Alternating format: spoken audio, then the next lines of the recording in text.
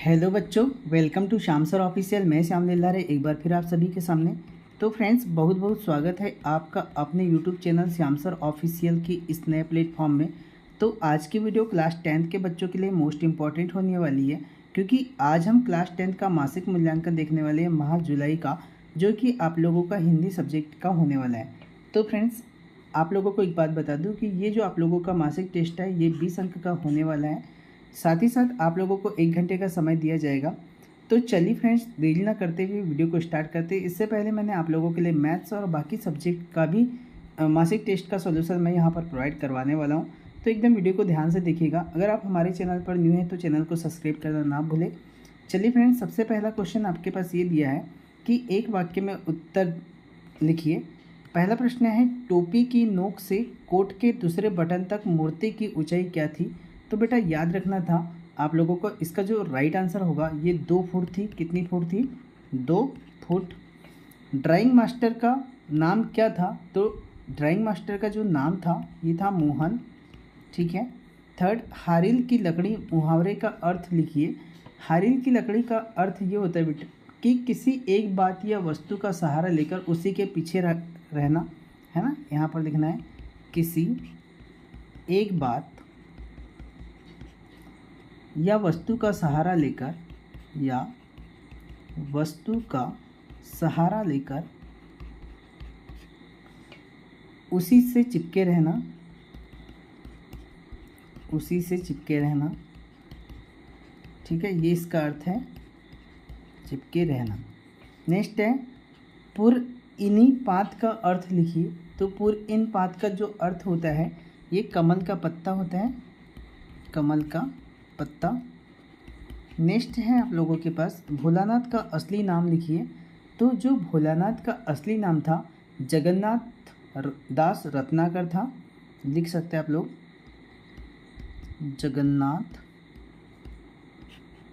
दास रत्नाकर। ठीक है, चलिए ठीक है फ्रेंड्स, तो ये क्वेश्चन का आंसर था। एक वाक्य में उत्तर लिखिए। पहला दूसरा प्रश्न लिखिएगा। अगर आप ये इतना करते तो आपके यहाँ पर 5 अंक पक्के हैं। नेक्स्ट, नीचे लिखे गए वाक्यों में सत्य सत्य छाटिए। तो पहला प्रश्न है, माता का आंचल शिवकुहन सहाय के उपन्यास देहाती दुनिया से लिया गया है। तो ये बिल्कुल सत्य है। सूरदास हास्य रस के श्रेष्ठ कवि माने जाते हैं। बेटा ये असत्य है। नेक्स्ट, कृष्ण ने उद्धव को योग की शिक्षा गोपियों को देने के लिए भेजा था। ये बिल्कुल सत्य है। मूर्ति पर सरकंडे का चश्मा कैप्टन चश्मे वाले ने लगाया। तो ये भी आप लोगों के लिए सत्य है।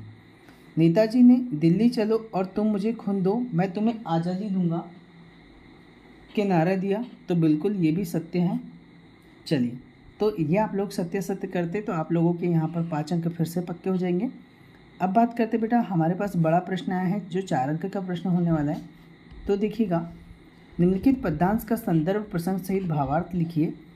उधो तुम हो अति बड़भागी, अपरस रहत सनेह तगा तय नाहिन मन अनुरागी, पुरीन पात रहत जल भीतर ता रस दे न दागी, जो जल महा तेल की गागरी बुंद न ताको लागी।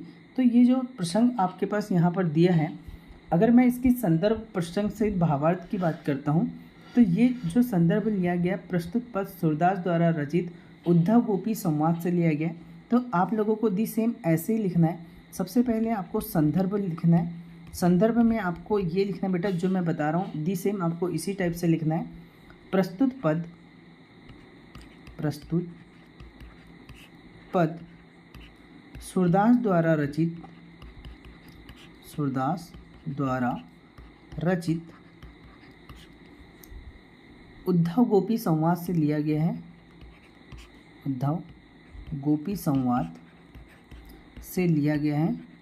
ठीक है, ये आपको बताना है, से लिया गया है। ठीक है, प्रसंग संदर्भ के बाद में आपके पास प्रसंग है।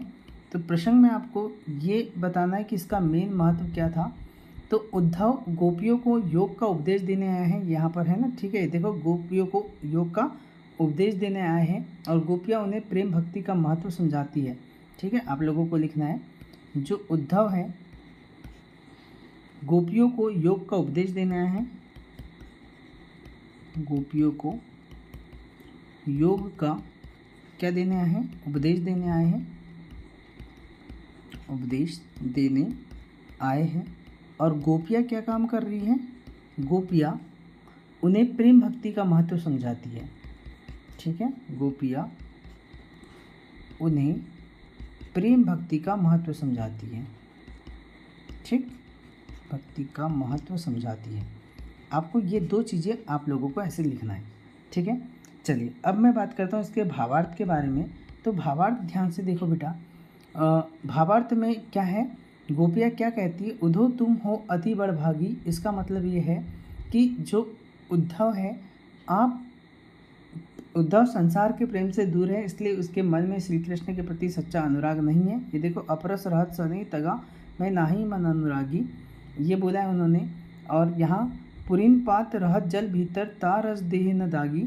इसका मतलब ये होता है कि जैसे कमल का पत्ता पानी में रहकर भी नहीं भीगता, जो जल मल तहा तिल की गागरी बूंद न ताको लागी।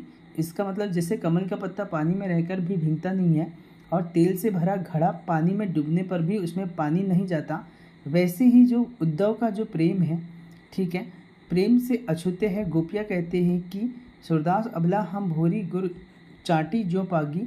तो गोपियाँ कहती कि वो भोली है और कृष्ण प्रेम में पूरी तरीके से डूबी है, इसलिए योग का उपदेश उनके लिए कैसा है? व्यर्थ है। ठीक है, ये आप लोग इसको आपको लिखना है। ठीक है, चलो आप लोग इसको लिख लीजिएगा। अब हम बात करते हैं काव्य की परिभाषा के बारे में। यहाँ पर देखिए, ये 6 ही प्रश्न आप लोगों को पूछे जाएंगे। काव्य की परिभाषा एवं भेद लिखिए। तो आपको पता है बेटा, काव्य क्या होता है कि शब्द और अर्थ के सुंदर और भावपूर्ण मेल को काव्य कहते हैं। ठीक है, आपको ये बताना है। जो काव्य के जो भेद होते हैं, तो उनके भेद मैं बता देता हूँ आप लोगों को। श्रव्य काव्य होता है, श्रव्य काव्य। एक आप लोगों का दृश्य काव्य होता है। ठीक है, तो 2 भेद होते हैं, श्रव्य काव्य एंड दृश्य काव्य। ठीक है, दृश्य काव्य। ठीक, ये 2 भेद होते हैं। काव्य की परिभाषा लिख लेंगे आप लोग, जो मैंने आप लोग को यहाँ पर बोलकर बताया। रस किसे कहते हैं? उनके अंगों के नाम लिखिए। तो रस की बात करते हैं तो काव्य को पढ़ने या सुनने से जो आनंद की अनुभूति होती है, आपको ऐसा लिखना है, काव्य को पढ़ने या सुनने से जो आनंद की अनुभूति होती है उसे अपन रस कहते हैं। आनंद की अनुभूति होती है उसे हम क्या कहते हैं? रस कहते हैं।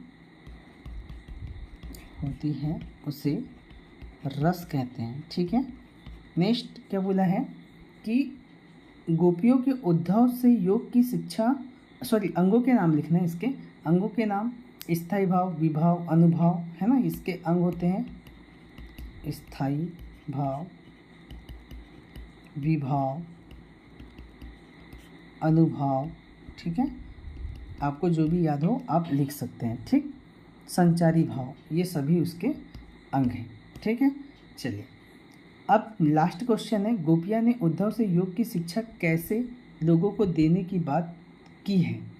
तो अगर मैं बात करता हूँ इस प्रश्न का आंसर के बारे में, तो गोपियाँ ने जो बेटा उद्धव है उससे योग की शिक्षा कैसे देने की बात कही है। तो उन्होंने ये कहा था कि योग की शिक्षा उन लोगों को दीजिए जिनके मन में श्री कृष्ण के प्रति प्रेम नहीं है, वे स्वयं तो कृष्ण प्रेम में पूरी तरीके से डूबी है, इसलिए उनके लिए योग का कोई महत्व नहीं है। तो आप लोग ऐसे लिखेंगे, गोपियों, चलो मैं यहाँ पर लिखकर बता देता हूँ इसका आंसर। गोपियों ने कहा कि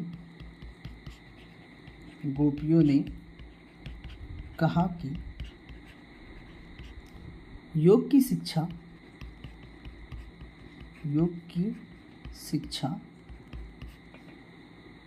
उन लोगों को दीजिए